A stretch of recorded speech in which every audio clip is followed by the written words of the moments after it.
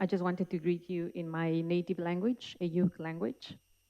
Um, so let's start. It's going to be hard to come after Maximo because he's mentioned several things that I also wanted to emphasize. But something that I would like to add to what Maximo has said is that the dominant food systems mainly rely on tree crops. John was mentioning yesterday that contrary to conventional or, let's say, dominant food systems, indigenous peoples' food systems are extremely rich. We have documented that even in some Mayan milpas, we can find up to 400 different plants. If we think, I like the example, an example that John Fernandez uses frequently, like let's imagine that we had a Marshall invasion in the earth and suddenly we lose all the wheat, which is our main crop. What would happen? We would be like facing famine. And we can see that easily with all the different crises that we had lately with the war. So this is why we need to invest in other systems, particularly talking or speaking about Mexico policy. There's an author, Jonathan Fox, that says that Mexico for many years subsidized inequality because it didn't invest in traditional food systems or indigenous people's food systems that are quite rich, and instead they were displaced. Yet they coexisted, and I will mention later why.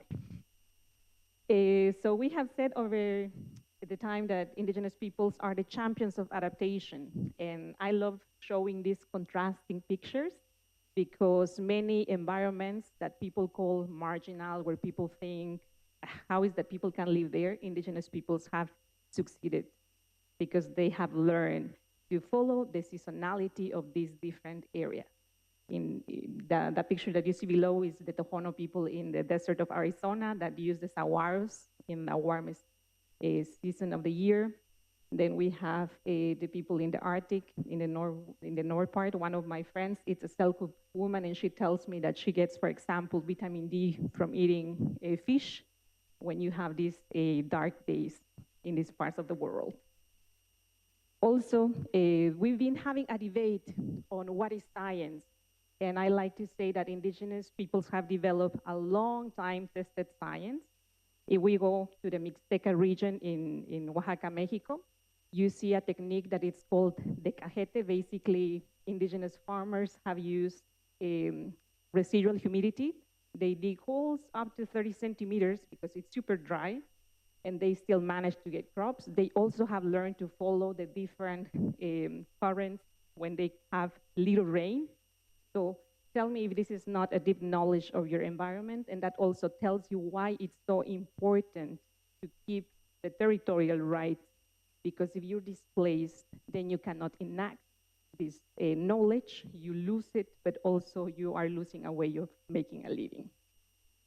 So let me give you these two examples. This is in a community in another indigenous region in Oaxaca, Mexico.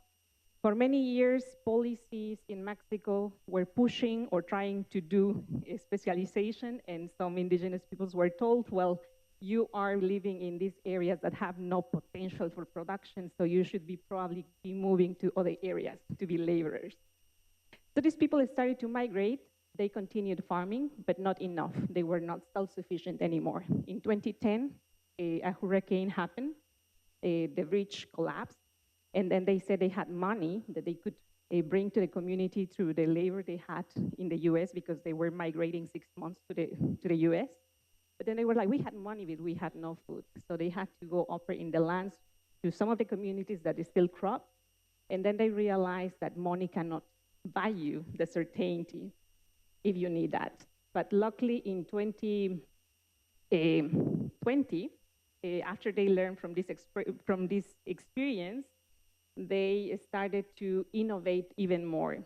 So for example, the river is a sacred figure for them.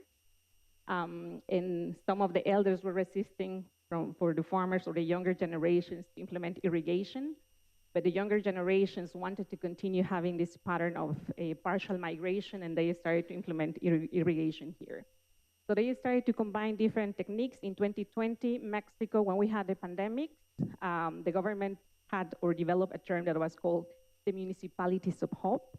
So this community was able to resist 10 months without any COVID cases, enacting the right to their territories. They had like this community-based lockdown, but also they say after the experience we had in 2010, we were self-sufficient producing in 10 years, 3 times the maize that we were producing in 2010, using our native seeds, using irrigation, improving the plant density, other things, keeping what is essential for culture, but at the same time improving because adapting, it's necessary if you want to survive. This is another example. This is in Yucatan. We were analyzing technological change with a project that we had with CIMIT, actually, the International Maize and Improvement Center. And we also learned that younger generations are adapting, even though they are bringing new technologies to the field. They are also preserving things that are important, and a lot of that is reflected in culture, in some of the rituals that actually Yolanda mentioned yesterday, with some of the value indicators also they use to predict weather, etc. So youngsters are the champions also of innovation here. Why I'm talking about youngsters? So I mentioned that identity and culture is something so important for Indigenous peoples. But we are losing a lot of this knowledge because a lot of our knowledge is kept through orality. Nigel, you might have to correct me if I'm wrong, but I think every 2 weeks we are losing a language, something like that, right? And when we lose the language, we are also losing a lot of this valuable knowledge. When we lose a language, when we have policies that are violating our right to keep an intercultural education or that it's based on our principles, when our languages are not promoted, when we have a food system that is not considering the dimension of adequacy that we forget many times. Maximo was mentioning the right to food. I think that's one of the dimensions, that it has to be culturally appropriate, and we forget that dimension a lot. So some of the things that we are doing, just I want to move to what we're doing. So I just show some of the research. So I'm working now with the Universidad Intercultural de Quintana Roo, which actually the director, or the co-founder, Francisco Rosado May, an elder that fought precisely defending that we needed to incorporate into the curricula the indigenous visions. Because like one of our elders wisely said yesterday, many times when we have gone to university, we also have become acculturated. We have been taught something that does not necessarily fit the realities of our communities. Now we are working, or at Land is Life, we have a strong focus on indigenous-led projects. Land is Life, it's an indigenous-led coalition, and a group of indigenous organizations come together there. For us, what it's important is to support the initiatives. Rather than intervening, it's supporting the people that is having actions in the territories and how they can be the drivers or the ones that are steering the development or the right to self-development. We work on capacity building. Particularly me, that I'm working on food strategies. We are promoting sustainable food practices. We believe in capacity building, doing seed banks, embracing native seeds, and other things, promoting agroecology, for example. Some other things that we are also doing, for example, I think some of us have mentioned school meals. I think I heard it a couple of times. As a little girl, I like reflecting of my life as a little girl because once I was also a recipient of the school meal programs. And I think when I was a little child, one of my happiest times was when I had to go to the dining room in the mountain. But many years later, I realized that being fed like a soup made of wheat, for example, the pasta, was a violation to my rights. And I wish that we can have, if we design school meals, if we are designing any other policy, that is actually feeding the realities of our children, because that's what they deserve and that's what is their right. If we think of school meals, we launched a publication last year in collaboration with WFP. What we learned is that in the Amazonas. I'm going to take you to the Amazonas in Brazil because that's where we found a really interesting case. 30% of the food that is given to school meals is wasted in general, which means can be wasted because it's not feeding children's preferences. So that's a violation to their rights already. It's also lost because you don't have good ways to store it, if you don't have good ways to transport it. And one of the approaches that the government of Brazil had was to reinforce or support indigenous peoples in the Amazonas so they could buy at least 30% of the foods they were giving through these programs.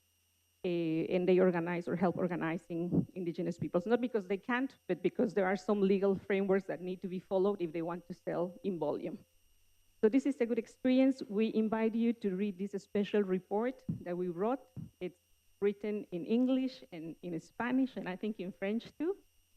And that's something that we are working now with WP2. So with Universidad Intercultural de Quintana Roo, we are also working on intergenerational exchange and co-production, co-creation of dialogues, because like Professor von Braun has mentioned several times, we need to reinforce dialogues. We need to create common ways to understand each other. And that's something that we believe in, and that's something that we do.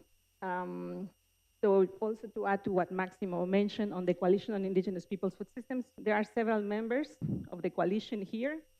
That's an indigenous-led process. I invite all of you that if you want to join us, come and join us, work with us. Also to the Pontifical Academy of Science.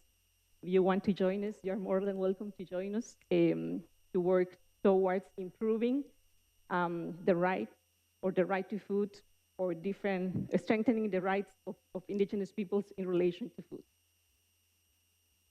So what I want to convey at the end.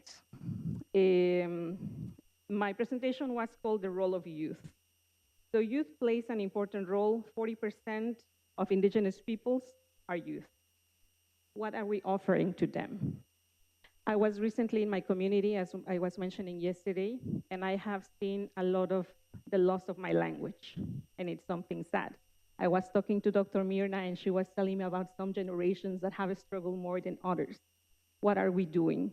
I believe the reason why I became a scientist is because I believe that science has a role in providing feedback to policy. But we need to create a more inclusive science. What does that mean? I'm going to just talk about Mexico because that's what I know. 0.1% of the population in Mexico has a PhD. From that 1% of them are indigenous peoples. From that 1%, 0.3% are indigenous women. So if we want to bring voices, if we want to create diversity, we need to invest more in youth. We need to invest more in indigenous women to become scientists and have a seat at the table. So some of the things that I wanted to ask you.